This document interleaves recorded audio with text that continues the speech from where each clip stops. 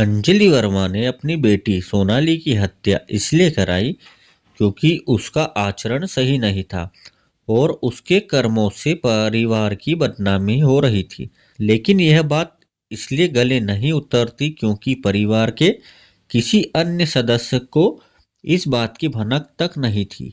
Sector 21 Faridabad के चौकी प्रभारी अर्जुन सिंह अपनी टीम के साथ क्षेत्र की रात्रि गश्त पर निकलने की तैयारी कर रहे थे कि तभी पुलिस कंट्रोल रूम से फोन आ गया। उन्हें बताया गया कि सेक्टर 21 की कोठी नंबर 275 में एक कत्ल हो गया है। पुलिस चौकी से घटनास्थल महज 2 किलोमीटर दूर था। अर्जुन सिंह अपनी टीम के साथ 10 मिनट में उस जगह पर पहुंच गए जहां वारदात हुई थी। वह पोस्ट एरिया था और अक्सर सुनसान रहता था। इस वजह से पड़ोसियों को भी इस घटना का पता नहीं चल पाया था। रात को लगभग 3 बजे पुलिस को आता देख आसपास की कोठियों से लोग बाहर निकल आए। कोठी नंबर 275 में मौजूद एक व्यक्ति ने कोठी का मेन गेट खोल दिया। पता चला वह उसी कोठी में रहने वाला किराएदार रमेश सिंह था।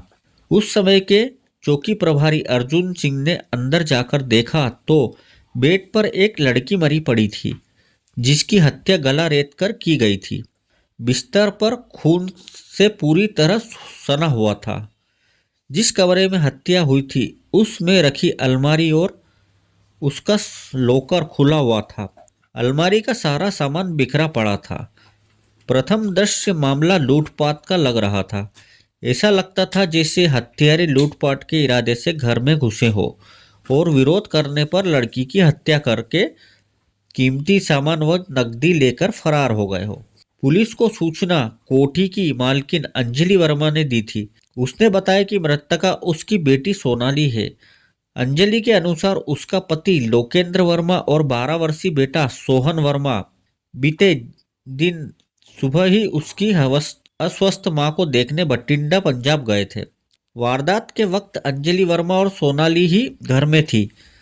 पोस इलाके में हुई इस सनसनीखेज वारदात की सूचना पाकर पुलिस के उच्च अधिकारी भी घटनास्थल पर पहुंच गए थे। पूछताछ में अंजलि वर्मा ने बताया कि बीती रात करीब 8:45 बजे जब वह रसोई में खाना बना रही थी तभी मेन गेट खोलकर बुर्के वाली 2 औरतें अंदर आई। सोनाली उन दोनों को अंदर ले आई। कुछ देर बाद जब उसने सोनाली से उन दोनों के बारे में पूछा तो उसने बताया कि वे उसकी परिचित है और उसे उनके साथ कुछ हिसाब किताब करना है। उस वक्त बुर्के वाली दोनों औरतें सोफे पर बैठी थी। वे दोनों चूंकि अपने चेहरों पर नकाब डाले हुए थी इसलिए वह उन दोनों के चेहरे नहीं देख सकी थी। उन्हें बैठा छोड़कर वह अपने कमरे में चली गई। अंजलि के अनुसार कुछ देर बाद सोनाली एक गिलास में पानी लेकर उसके कमरे में आई। उसने चूंकि थोड़ी देर पहले ही खाना खाया था इसलिए पानी पीकर गिलास बेंच पर रख दिया। उसके बाद या तो वह बेहोश हो गई थी या फिर सो गई थी। अंजलि के अनुसार देर रात करीब 3 बजे जब वह उठी तो उसके दोनों हाथ और पैर दुपट्टे से बंधे हुए थे और मुंह में कपड़ा ठूसा हुआ था। उसने उठने की कोशिश की तो वह बिस्तर से नीचे गिर गई। कपड़ा ठूसा होने की वजह से उसके मुंह से आवाज भी नहीं निकल पाई। अंजलि ने आगे बताया कि जैसे तैसे उसने बेड पर पड़ा फोन उठाकर पहले सोनाली को फोन लगाया लेकिन उसने फोन नहीं उठाया। फिर उसने अपनी नौकरानी मनीषा के पति राहुल को फोन लगाया तो लग गया लेकिन मुंह में कपड़ा ठूसा होने की वजह से बात नहीं हो सकी। इस पर वह घिसटते हुए दरवाजे के पास पहुंची और दोनों पैरों से जोर जोर से कमरे का दरवाजा पीटा। दरवाजा पीटने की आवाज सुनकर किराएदार विमल कुमार नीचे आया। वह बाहर से दरवाजा खोलकर अंदर आया और उसके हाथ पैर खोल दिए। तब तक नौकरानी मनीषा और उसका पति भी आ गए थे। अंजलि वर्मा ने आगे बताया कि उसके यह पूछने पर कि सोनाली कहाँ है, विमल कुमार ने जवाब दिया कि वह अपने कमरे में सो रही होगी लेकिन जब उसके कमरे में जाकर देखा गया तो सोनाली मरी पड़ी हुई थी। किसी ने उसका गला काटकर उसकी हत्या कर दी थी। उसका सारा बिस्तर खून में डूबा हुआ था और अलमारी का सामान इधर उधर फैला पड़ा था। यह देखकर उसने इस घटना की सूचना पुलिस को दे दी थी।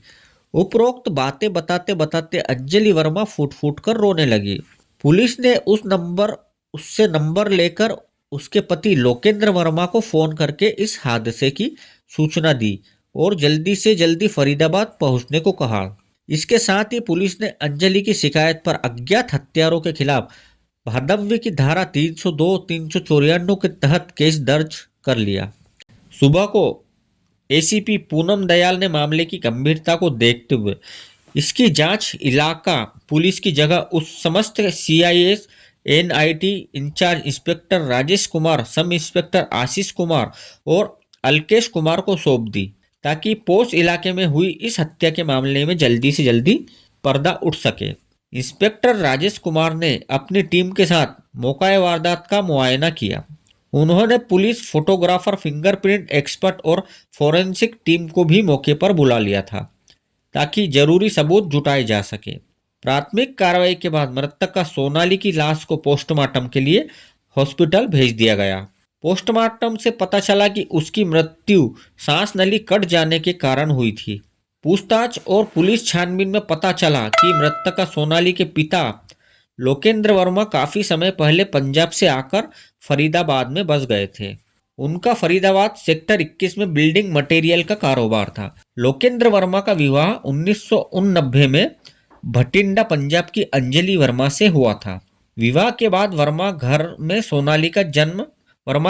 सोनाली का जन्म हुआ, जिसे घर में सब प्यार से बिटिया कहते थे। सोनाली के जन्म के 11 साल बाद वर्मा परिवार में बेटा जन्मा, जिसका नाम जतिन रखा गया। 12 वर्षीय जतिन वर्मा फिलहाल फरीदाबाद के एक नामी स्कूल में कक्षा 9वीं में पढ़ रहा था। अंजलि वर्मा घरेलू महिला थी, घर पर रहकर घर परिवार और बच्चों की जिम्मेदारी संभालती थी। सोनाली जवान हो चुकी थी, उस पर चूंकि कभी भी पारिवारिक पाबंदियां नहीं रही थी, इसलिए वह शुरू से ही फैशन पस्त और आजाद ख्याल लड़की थी। मोबाइल, फिल्में, टीवी और इंटरनेट की दुनिया ने उसे और भी आधुनिक और जिम्मेदार बना दिया था। वह जो करना चाहती थी कर गुजरती थी, बिना इस बात की परवाह किए कि उसके परिवार वालों की नज़र में वह अच्छा है या नहीं। इसी सब के चलते सोनाली ने अपने परिवार की मर्जी के खिलाफ 27 दिसंबर 2012 को एक विजातीय युवक रवि शर्मा से प्रेम विवाह कर लिया था। रवि गांव लड़कपुर, जिला फरीदाबाद का रहने वाला था। शादी के बाद सोनाली घर छोड़कर रवि शर्मा के साथ दिल्ली स्थित श्वेता विहार के निकटवर्ती इलाके सदर खादर में किराए के मकान में रहने लगी। परिवार से अलग रहकर जब जिंदगी कड़वी सच्चाइयों से सामना हुआ तो सोनाली और रवि दोनों ने अलग अलग प्राइवेट जगह पर नौकरी कर ली। सोनाली ने जिस कर्म में नौकरी की वह रियल एस्टेट का कारोबार करती थी। उसके मालिक का नाम आदर्श जोशी था। आदर्श जोशी का ऑफिस कालंदी कुंज में था। कालंदी कुंज सदर खादर के पास ही है, इसलिए सोनाली को ऑफिस आने जाने में कोई परेशानी नहीं होती थी। आदर्श जोशी के साथ काम करते करते सोनाली उसके लिए काफी महत्वपूर्ण बन गई। नतीजतन आदर्श जोशी उसे अच्छी तनख्वाह के अलावा सौदे से मिलने वाली रकम में मोटा कमीशन भी देने लगा। इसी के चलते सोनाली ने अच्छा खासा बैंक बैलेंस इकट्ठा कर लिया था। दूसरी ओर उसके पति रवि शर्मा को नौकरी से इतना पैसा भी नहीं मिलता था कि घर का खर्च ठीक से चला सके। जब उम्मीद से ज्यादा पैसा मिलने लगता है तो कई कमजोर लोगों के पैर बहकने लगते हैं। सोनाली के साथ भी ऐसा ही हुआ।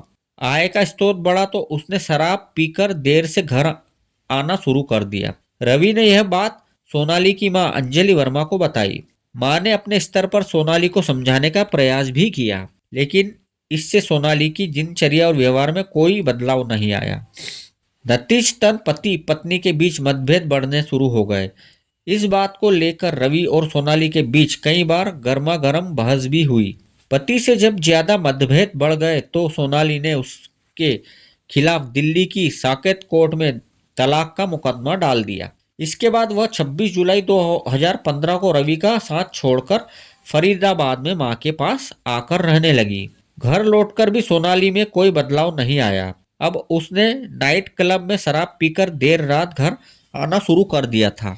जवाब मांगने पर वह गाली गलौज और मारपीट तक पर उतर जाती थी। सोनाली का हाई प्रोफाइल लाइफस्टाइल वर्मा परिवार के लिए बदनामी का कारण बन रहा था।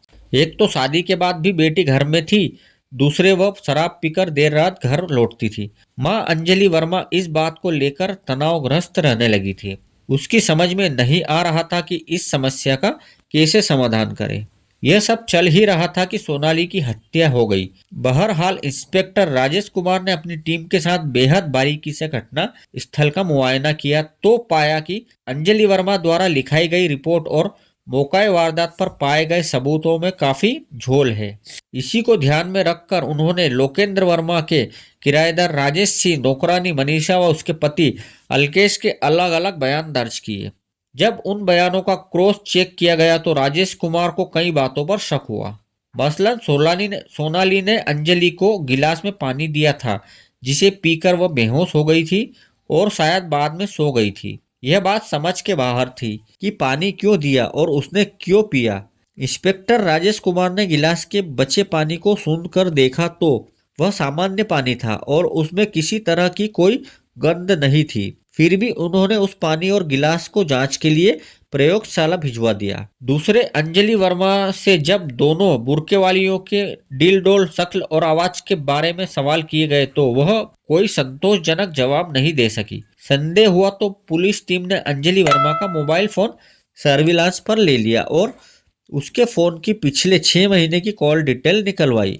इस बीच अंजलि वर्मा के पति लोकेंद्र वर्मा, बेटा जतिन और कुछ अन्य रिश्तेदार भी आ गए थे। माहौल कुछ ऐसा था कि पुलिस अंजलि से कड़ाई से पूछताछ भी नहीं कर सकती थी। अगले दिन पोस्टमार्टम के बाद सोनाली का शव उसके परिवार को सौंप दिया गया। उन लोगों ने उसी दिन उसका अंतिम संस्कार कर दिया। अंतिम संस्कार में शामिल होने के लिए सोनाली की नानी भी आई थी। इंस्पेक्टर राजेश कुमार ने नानी से भी पूछताछ की तो पता चला कि वह पूरी तरह से स्वस्थ थी, जबकि अंजलि ने अपनी इसी मां को अस्वस्थ बताकर पति लोकेंद्र वर्मा और बेटे जतिन को 300 किलोमीटर दूर भटिंडा भेजा था। अंजलि से टुकड़ों में हुई पूछताछ में आदर्श जोशी का नाम कई बार सामने आया। बुर्के वाली औरतों का जिक्र आने से पुलिस का शक आदर्श जोशी पर ही गया।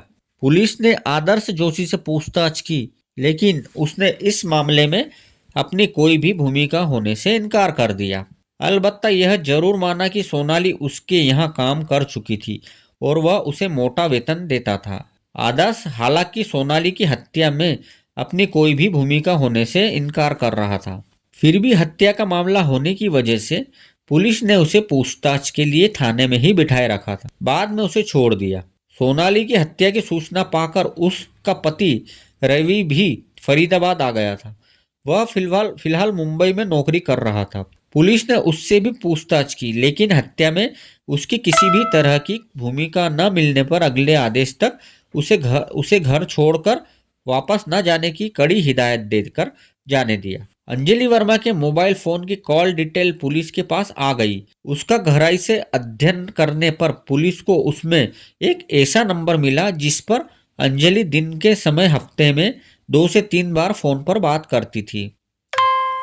नंबर पंजाब का था। अंजलि से इस नंबर के बारे में पूछा गया तो उसने बताया कि वह नंबर उसके एक मुंह बोले चाचा का है जो पंजाब में रहता है। उससे वह पारिवारिक बातें करती थी। घटना वाली रात अंजलि वर्मा के मोबाइल पर आने जाने वाली कुल 5 कॉल डिटेल पाई गई। पहली कॉल रात 7 और 10 बजे के बीच आई थी जो कि मिस कॉल थी। इसी नंबर पर अंजलि वर्मा के मोबाइल से 10 बजे के आसपास एक मिस कॉल दी गई थी। तीसरी और आखिरी कॉल अंजलि वर्मा की नौकरानी मनीषा के मोबाइल से आई थी जिसे रिसीव किया गया था। पुलिस ने उस नंबर पर जिससे मिस कॉल आई थी और जिस पर अंजलि ने मिस कॉल की थी फोन किया तो वह नंबर लगातार बंद मिला। जब उस नंबर की जांच की गई तो पता चला कि उस नंबर की सिम पंजाब से नकली आईडी और फर्जी पते पर खरीदी गई थी। लेकिन आश्चर्य की बात यह भी थी कि घटना वाली रात उस नंबर की लोकेशन सेक्टर 21 और उसके आसपास थी। ऐसा लग रहा था जैसे उस नंबर का इस्तेमाल किसी खास मकसद से ही किया गया था। इससे शक की सुई पूरी तरह से अंजलि वर्मा पर आकर ठहर गई। अपने शक को और पुख्ता करने के लिए जब पुलिस ने अंजलि की नौकरानी मनीषा से उसके द्वारा की गई फोन कॉल के बारे में पूछा तो इस हत्या कांड की तस्वीर काफी हद तक साफ हो गई।